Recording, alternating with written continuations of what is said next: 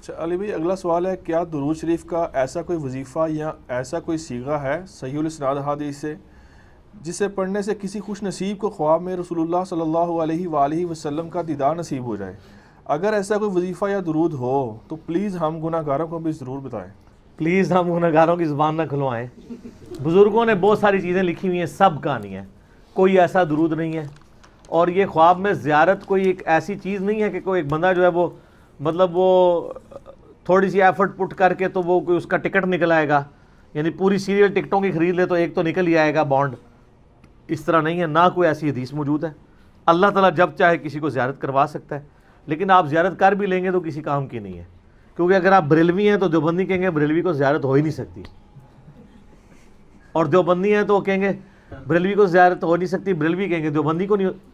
طارق جمیل صاحب نے جب خواب بیان کیا، میرا یوٹیوب پہ کلپ بھی ہے طارق جمیل صاحب کا خواب، کہ جی جنید جمشید کی شہادت کے بعد نبی علیہ السلام ایک بزرگ کو خواب میں کہا جنید ہم تک پہنچ گیا ہے اور اللہ نے اس کو بخش دیا، یہ تو کیا بریلویوں نے مان لیا؟ اگر بریلوی یہ مان لیں کہ جنید جمشید بخشا گیا ہے تو بریلوی کہیں گے ہماری بخشش کہاں سے ہونی ہے، ہم تو اس کو گمراہ سمجھتے ہیں، اس کے تو عقیدے خراب تھے۔ ٹھیک ہے، تو پھر بریلوی اپنے خواب کیوں دھوس سے منوانا چاہتے ہیں؟ یہ ہے ہی سب جعلی کام ہے۔ میرا یوٹیوب پہ کلپ لاکھوں لوگوں نے دیکھا ہے، خواب میں دیدار مصطفیٰ صلی اللہ علیہ وآلہ وسلم، جس میں نے ان احادیث کی تشریح کی ہے کہ قیامت تک رسول اللہ کی زیارت ممکن ہے، کن شرائط کے ساتھ۔ اہل حدیث کا موقف غلط ہے کہ صرف صحابہ دیکھ سکتے ہیں۔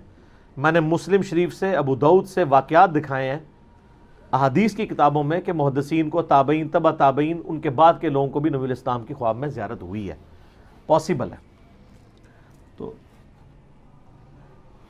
یہاں پہ ایک بندے کو اگر خواب آئے اپنے فرقے کے پوائنٹ آف ویو سے، وہ دوسرے کو ریجیکٹ کر دیتا ہے۔ اس لیے خوابوں پہ بنیاد نہیں، نہ کوئی ایسا طریقہ ہے خواب میں زیارت ہونے کا۔ ہاں درود شریف آپ کثرت سے پڑھیں۔ جامعہ ترمذی میں حدیث ہے، قیامت والے دن سب سے زیادہ میرے قریب وہ شخص ہوگا جس نے دنیا میں سب سے زیادہ مجھ پہ درود پڑھا ہوگا، اللہم صلی علی محمد وعلی آل محمد۔ آپ اس کی ایفرٹ کریں، اللہ سے دعا کریں، اگر اللہ تعالیٰ نے زیارت کروانی ہوئی تو ہوگی۔ باقی صحابہ کرام میں بھی چند ایک لوگ ہیں جنہوں نے نبی علیہ السلام کو خواب میں وفات کے بعد دیکھا ہے، اور آپ دیکھ لیں کوئی اس طرح چیزیں رپورٹ نہیں ہوتی ہیں، بعد میں تو لہن لگی ہوئی ہے۔ ٹھیک ہے، اتنے واقعات ہیں۔ وہ ٹھیک ہے، درنے والوں سے اگر آپ کی کوئی ذاتی کوئی دشمنی ہے تو علیحدہ بات ہے، درنے والوں کے علاوہ بھی بات کر رہے ہیں، درنے والوں کا نام نہ لیں۔ ٹھیک ہے، درنے والوں کے خواب کا جو لوگ مذاق اڑا رہے ہیں، ان کے اپنے جب بزرگ تھے اس وقت تو کسی نے نہیں کوئی مذاق اڑائے، کسی فیس بک کے اوپر مذاق نہیں اڑایا، کسی پہ نہیں اڑایا۔ اب زرد پگڑی کا بھی مذاق اڑا رہے ہیں، جب الیاس قادری صاحب زرد پگڑی باندھتے تھے کسی نے زرد پگڑی کو دوستیوں کا، ہندوؤں کا لباس نہیں کہا۔ یہ کام ہو رہے ہوتے ہیں نا پولیٹیکل اختلاف میں، مذہب کی آڑ میں، یہ اپنے غصے نکال رہے ہوتے ہیں، اس کا دین سے کوئی تعلق نہیں ہوتا۔ تو ٹھیک ہے میرے بھائی، یہ کہتے ہیں جی وہ مولانا فضل الرحمان صاحب کی شکل میں نبی علیہ السلام نظر آئے ہیں، لے جی لے لیں جواب اس کا بھی۔ الیاس قادری صاحب کے مکتبے سے انہوں نے کتاب خود چھاپی ہے اپنے ایک بزرگ کے بارے میں۔ آپ لوگوں نے اگر میری زبان ہی کھلوانی ہے، جا کے مکتبہ دعوت اسلامی کے مکتبۃ المدینہ سے لے لیں کہ جی وہ ایک جگہ درس حدیث دیا کرتے تھے، پھر وہ بیمار ہو گئے، 40 دن بعد جب وہ واپس آئے درس حدیث دینے کے لیے تو انہوں نے جو 40 دن پرانا سبق تھا وہاں سے شروع کیا۔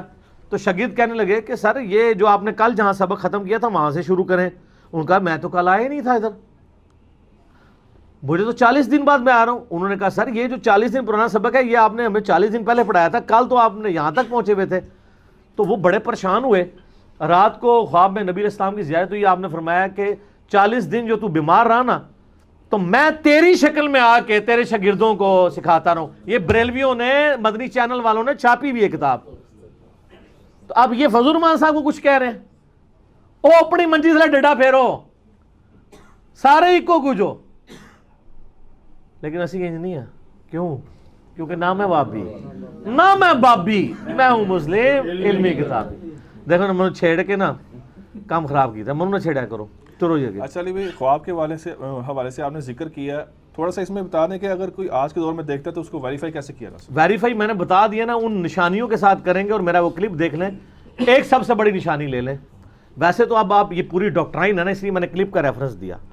بخاری مسلم حدیث انس بن مالک کہتے ہیں کہ وفات تک نبی علیہ السلام کی داڑھی مبارک کے 20 سے زیادہ بال سفید نہیں تھے، وہ بھی کن پٹی پہ۔